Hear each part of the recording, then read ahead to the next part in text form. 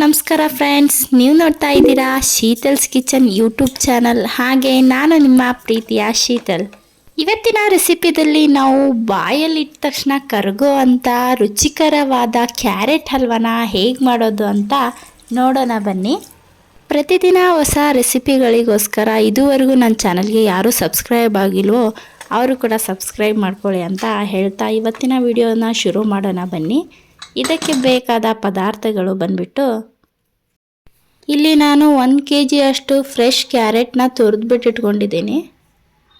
3 ಸ್ಪೂನಷ್ಟು ತುಪ್ಪನ ತೊಗೊಂಡಿದ್ದೀನಿ.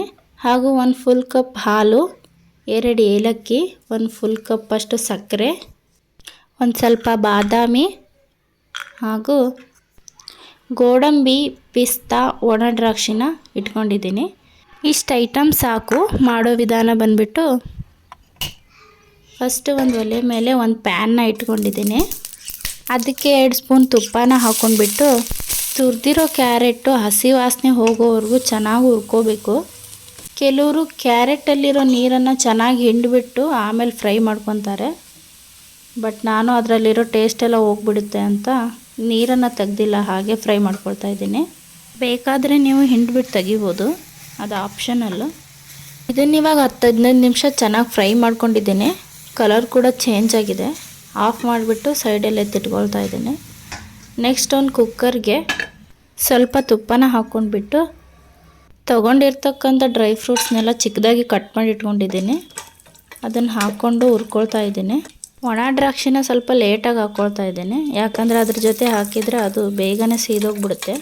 ಹಾಗಾಗಿ ಸ್ವಲ್ಪ ಅದು ರೋಸ್ಟ್ ಆದಮೇಲೆ ಹಾಕ್ಕೊಂಡಿದ್ದೀನಿ.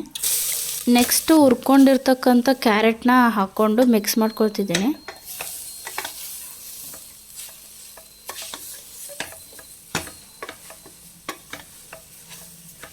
ಮಿಕ್ಸ್ ಆದ ನಂತರ ತೊಗೊಂಡಿರ್ತಕ್ಕಂಥ ಸಕ್ಕರೆನ ಹಾಕ್ಕೊಳ್ತಿದ್ದೀನಿ.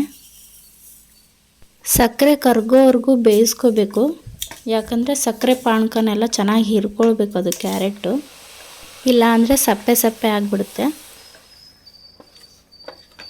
ಕ್ಯಾರೆಟಲ್ಲಿರೋ ಸಕ್ಕರೆ ಎಲ್ಲ ಕರಗಿಬಿಟ್ಟು ಜ್ಯೂಸಿಯಾಗಿ ಬಂದಿದೆ.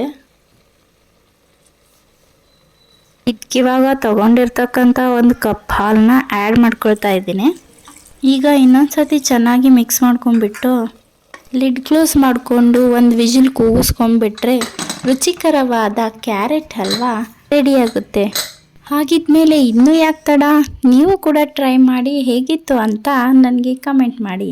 ಹಾಗೆ ಈ ವಿಡಿಯೋ ನಿಮಗೆ ಇಷ್ಟ ಆಗಿದ್ರೆ ಲೈಕ್ ಮಾಡಿ, ಶೇರ್ ಮಾಡಿ, ಸಬ್ಸ್ಕ್ರೈಬ್ ಮಾಡಿ ಹಾಗೂ ನನ್ನ ಹೊಸ ವಿಡಿಯೋಗಳ ನೋಟಿಫಿಕೇಷನ್ಗಾಗಿ ಬೆಲ್ ಐಕಾನ್ನ ಕ್ಲಿಕ್ ಮಾಡಿ.